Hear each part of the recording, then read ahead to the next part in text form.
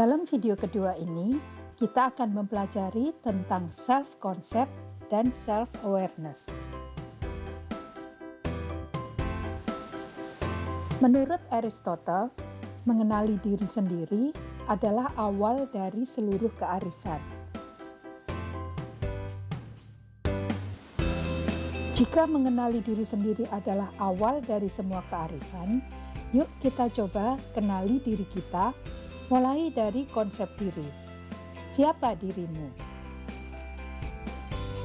Konsep diri pada umumnya dianggap sebagai persepsi diri sendiri terhadap perilaku, kemampuan, dan karakteristik unik dari diri kita.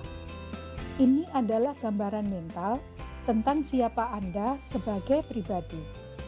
Sebagai contoh, percaya bahwa diri Anda adalah seorang teman yang baik, atau Anda adalah seorang yang baik hati, adalah bagian dari self-concept. Komponen dari self-concept terdiri dari self-image, self-esteem, dan ideal self. Self-image adalah bagaimana Anda melihat diri Anda sendiri. Self-esteem, seberapa besar Anda menghargai diri Anda. Dan ideal self adalah bagaimana Anda berharap diri Anda seperti itu. Yuk kita lihat perbandingan antara self-image dan self-esteem. Self-image merupakan internal feeling yang mempengaruhi bagaimana cara pandang kita terhadap diri sendiri. Dan ini juga merupakan apa yang kita percaya, bagaimana orang lain melihat diri kita. Contoh, saat kita berhati-hati membuat kesan yang baik pada seseorang. Self-esteem mengacu pada perasaan seseorang secara keseluruhan terhadap nilai dirinya. Sebuah sikap yang menghargai diri sendiri ataupun kebalikannya, memandang rendah diri sendiri. Contoh, percaya bahwa Anda setara dengan semua orang, tidak lebih baik dan tidak lebih buruk. Mengetahui sebanyak-banyaknya tentang personality kita, terutama yang dilihat oleh orang lain, adalah inti dari self-awareness. Personality atau kepribadian dideskripsikan secara luas sebagai pola karakteristik dari pikiran, perasaan, dan perilaku yang membuat seseorang itu unik. Dalam bahasa sederhana, adalah apa yang membuat itu adalah Anda atau ciri khas Anda. Karakteristik dari kepribadian adalah sebagai berikut. Dari hasil penelitian, ditemukan bahwa sebenarnya kepribadian berasal dari dalam individu. Meskipun terdapat juga beberapa faktor dari eksternal yang mempengaruhi kepribadian seseorang. Beberapa aspek kepribadian dapat berubah seiring bertambahnya usia. Namun, kepribadian juga cenderung tetap konsisten sepanjang hidup.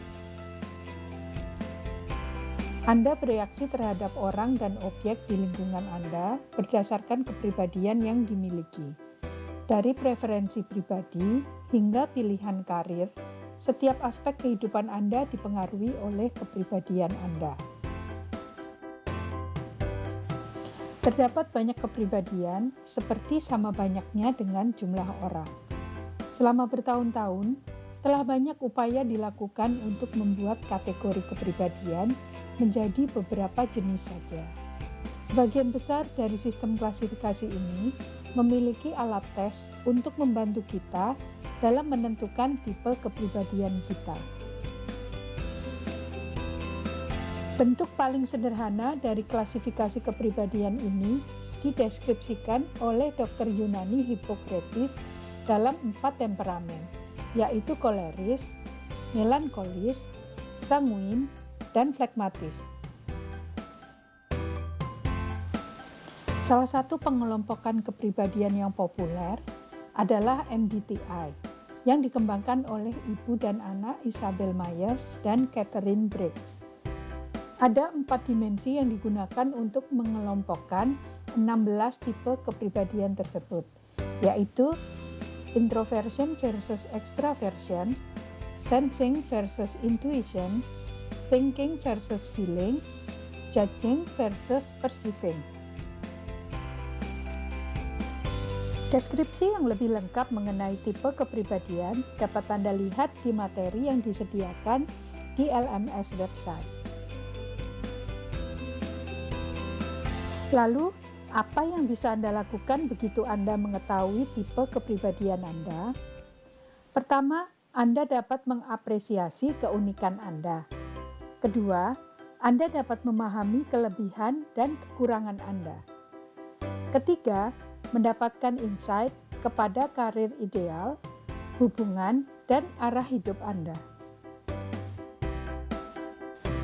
Selanjutnya mari kita lihat mengenai self-awareness. Kesadaran diri adalah memahami siapa kita dan bagaimana kita mirip atau berbeda dari orang lain. Komponen utama kesadaran diri adalah pengetahuan tentang diri, bagaimana kita memahami berbagai ciri kepribadian, nilai, sikap, dan perilaku kita sendiri. Kesadaran diri membutuhkan masukan dari orang lain untuk mengkonfirmasi evaluasi yang telah kita lakukan terhadap diri kita sendiri. Tanpa adanya data dari eksternal, hasil asesmen terhadap kepribadian kita sendiri bisa tidak akurat. Hal ini dapat membahayakan bagi pengembangan, kinerja, dan keefektifan kerja dari tim kita. Dari sebuah penelitian, ditemukan bahwa meskipun banyak orang yang menyatakan telah self-aware, ternyata hanya 10-15% orang saja yang benar-benar memenuhi kriteria self-aware tersebut. Hal lain yang ditemukan adalah ketika individu memiliki kesadaran diri yang rendah, anggota kelompoknya ikut menderita secara signifikan. Yang bersangkutan cenderung membuat keputusan yang lebih buruk, kurang baik dalam berkoordinasi, dan kurang bisa mengelola konflik. Individu dengan kesadaran diri yang tinggi memiliki peluang 36% lebih mungkin untuk membuat keputusan yang berkualitas lebih baik daripada mereka dengan kesadaran diri yang rendah. Memiliki peluang 46% lebih besar untuk berhasil dalam berkoordinasi dengan tim, dan 30% lebih mungkin berhasil mengelola konflik. Untuk mengetahui diri kita sendiri, bisa dilihat dengan membuat matriks kesadaran diri internal versus kesadaran diri eksternal, yang nanti akan membentuk 4 archetype self-awareness, yaitu introspektor, aware, seekers, dan pleasers. Orang dengan kesadaran diri internal yang baik memiliki kepuasan kerja dan hubungan yang lebih baik, memiliki kontrol pribadi dan sosial, dan merasa bahagia. Mereka yang memiliki kesadaran diri internal yang buruk lebih rentan terhadap kecemasan, stres, dan depresi. Mereka yang memiliki kesadaran diri eksternal yang baik dapat lebih baik dalam menunjukkan empati dan mengambil perspektif orang lain. Kolega mereka memiliki hubungan yang lebih baik dengan mereka, merasa lebih puas dengan mereka, dan menganggap mereka lebih efektif.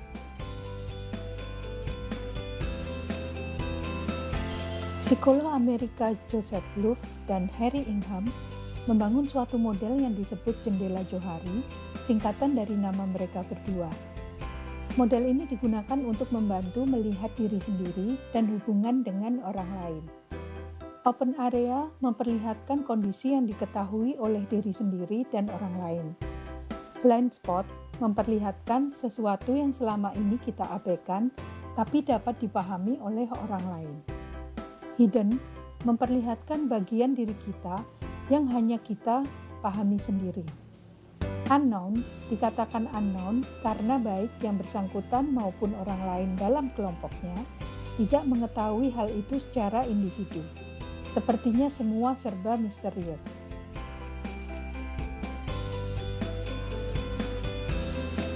Penting bagi kita untuk menumbuhkan kesadaran diri hingga kolom blind dapat berkurang, kolom yang sebenarnya berbahaya lantaran orang lain mengetahui sesuatu yang terabaikan. Mengurangi kolom blind berarti memperbesar kolom open, yang berarti kesadaran diri akan mengalami peningkatan. Jika kolom open lebih banyak dan blind lebih sedikit, itu berarti kita memiliki kesadaran diri yang lebih baik. Tapi, jika sebaliknya, itu bermakna kita terlalu acuh pada lingkungan dan dapat menghambat kita untuk berkembang menjadi lebih baik. Namun demikian, kita juga perlu berhati-hati dengan kekurangan dari metode ini. Ada hal-hal yang lebih baik tidak kita bicarakan dengan orang lain. Orang lain mungkin saja menggunakan informasi tentang diri kita untuk hal-hal negatif atau meneruskannya pada orang lain. Terdapat budaya yang terbuka terhadap pemberian masukan, namun sebaliknya ada yang tidak. Memberikan masukan tentang diri orang lain bisa dianggap tidak sopan atau kasar. Langkah-langkah untuk membuat Johari Window disediakan di LMS website. Terima kasih Anda telah menyelesaikan video kedua Self Leadership, Knowing Who You Are. Berikutnya, kita akan membahas tentang Knowing How You Think.